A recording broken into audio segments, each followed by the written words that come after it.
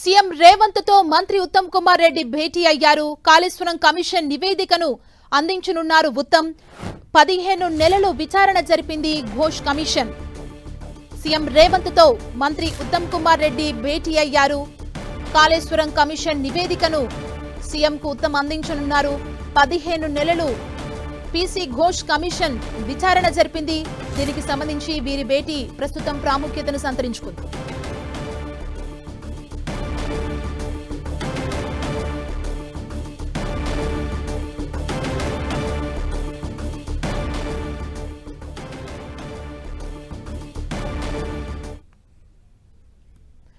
ఇదే అంశానికి సంబంధించి మరింత సమాచారం మా ప్రతినిధి కొండల్ మనకు అందిస్తారు. కొండల్, ఉత్తమ్ కుమార్ రెడ్డి సీఎంతో భేటీ అయ్యారు. కాళేశ్వరం కమిషన్ నివేదికను అందించనున్నట్లు తెలుస్తోంది. దీని తర్వాత కార్యాచరణ ఎలా ఉండబోతుంది ఈ భేటీ తర్వాత?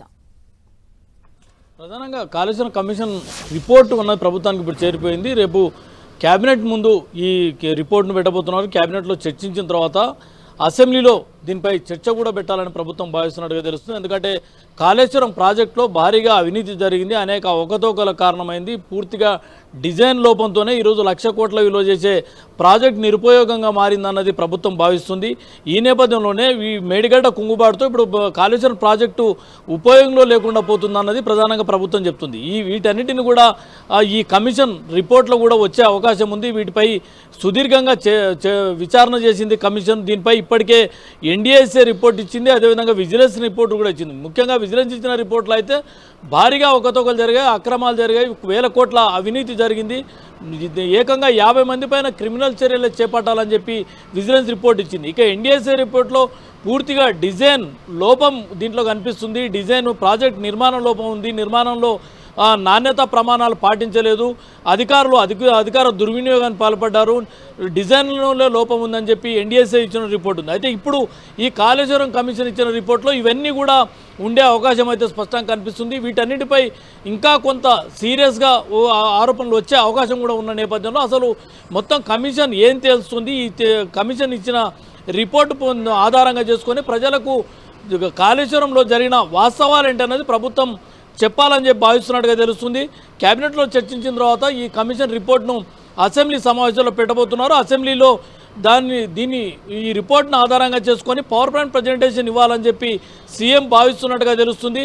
ఎందుకంటే గతంలో 2014 అప్పుడు సీఎం కేసీఆర్ ఇరిగేషన్ రంగం పైన పవర్ పాయింట్ ప్రజెంటేషన్ అసెంబ్లీ వేదికగా ఇచ్చారు.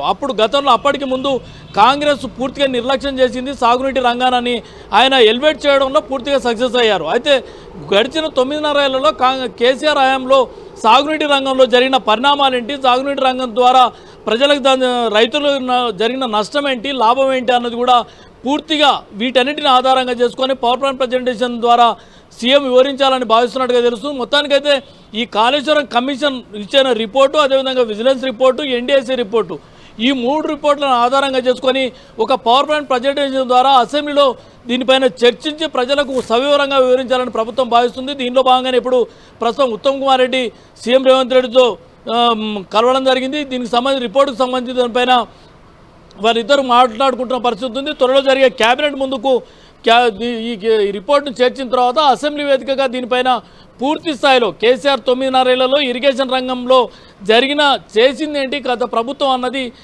అసెంబ్లీ వేదికగా వివరించేందుకు ప్రభుత్వం సిద్ధమవుతుంది. దీంట్లో భాగంగానే కొంత వ్యూహాత్మకంగా ప్రభుత్వం ముందుకెళ్తున్నట్టుగానే కనిపిస్తుంది. దీంట్లో రేపటి నుంచి ఎలాంటి పరిణామాలు ఉండబోతుందో వచ్చే కేబినెట్లో దీనిపైన చర్చించిన తర్వాత మరింత ఫోకస్ చేసే అవకాశం కనిపిస్తుంది.